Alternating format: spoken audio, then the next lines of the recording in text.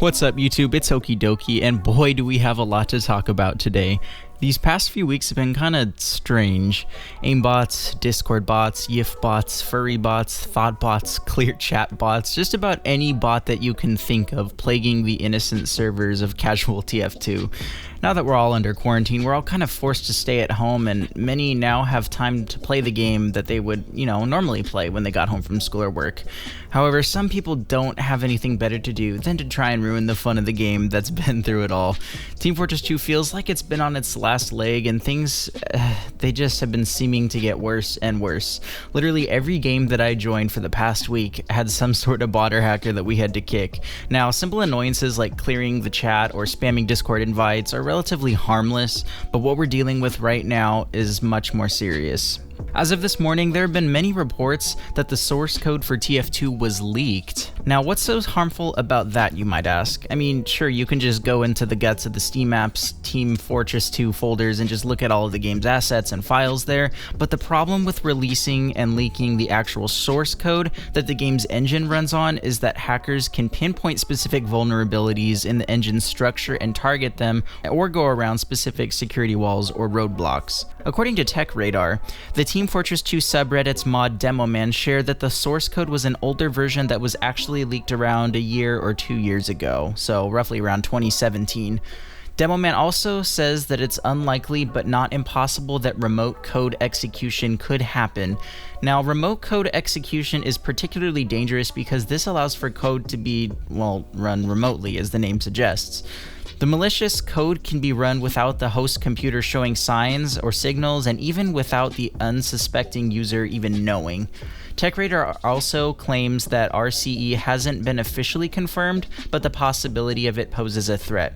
Now, I've been playing TF2 for the past week, a lot more, in fact, now that we're all stuck inside because of this whole shelter-in-place quarantine. But yesterday, I noticed that a shortcut to a game magically appeared on my desktop called Good Game Empired. Now, I never downloaded this game ever, and after a Malwarebytes scan, it reported that the new Good Game Empire link on my desktop was a malicious link. Now, this could just be a coincidence, and that I could have just forgot to uncheck a box that installs third-party software and bloatware when installing another program within the past week, but this does seem highly unlikely. Thankfully, it was removed, and my PC is just fine right now. So back to the whole leak. A man named Tyler McVicker, working with Valve News Network, had access to the source engine license. According to 2eggs on Twitter, it was used in a source engine modding community called Lever Softworks. People, along with Tyler, are suspecting that Tyler's friend leaked the engine code due to getting fired from the group for toxic and problematic behavior. JC Arizdren, I'm sorry if I mispronounced your name, JC. She is a journalist and game dev who works on the ValveArchive.com project, and she stepped forward with some background information on what exactly happened leading up to this whole incident. According to her tweets, she claimed that the reason that this leak happened is because one of Tyler's longtime associates was recently removed from Lever Softworks, a modding community, due to problematic behavior including racism, homophobia, and transphobia. While some people are blaming Tyler for the leaks, he denies being linked to the leak. Tyler claims to have known that this person would probably eventually leak the code, as he just seemed like somebody who would do so. Here's a clip from Tyler himself. I did not leak the code. The person who leaked it in the first place, I knew was going to do this at one point. Unfortunately, the person whom this is all being caused by and is anonymous in this situation, it always seemed like that this person was going to snap and do something like this. So I'm not going to dox people, but I did send both the information on the person who leaked everything to 4chan and also the information on the original leak again. Now, Valve and the TF2 team's Twitter accounts haven't said anything regarding the issue yet, but we're still waiting for more information to be released as it comes out. Members of the TF2 subreddit, as well as many Discord groups I'm in, have been telling players not to play TF2 or any source-based game until this is finished. Now, when exactly this gets fixed is another mystery. Many believe that this might be the fire under Valve's butt to get them to release Source 2 even earlier and to try to stop things before they get too bad.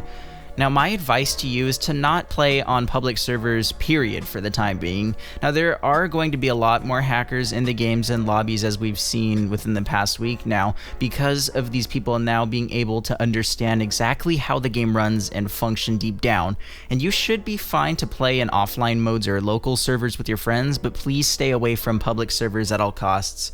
A Discord user named Idolin says that if you want to run your own server, make sure to set SVLAN to 1 to disable outside connections. They also suggest to close any ports that the server might have open. Also, I'd recommend installing a free antivirus software and regularly scan your PC for malware. McAfee and Avast are great free antivirus programs, and Malwarebytes gives a free premium 14-day trial with no credit card needed. Now, I'm not sponsored by any of these companies, but these are 3 that I'd personally recommend as a broadcast engineer working with PCs all the time. If you want to be even more cautious, I would say just stay away from any multiplayer source games like CSGO, Dota, etc. And be super cautious if you do decide to play on public servers, and by all means, don't friend any of these bots. I want to hear any helpful information or ideas that you guys have that could help Valve in this particular situation. I'd also like to hear your guys' thoughts based on this whole situation. Stay safe, you guys, and always exercise caution when playing online, and keep your hopes up.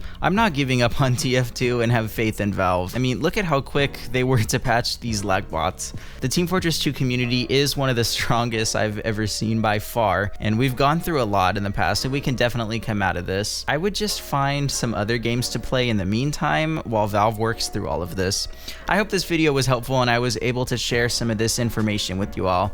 I'd greatly appreciate it if you leave a like and consider maybe subscribing for more cool gaming content. Thank you all so much for watching. My name's Okie Dokie, and until the next time, bye-bye.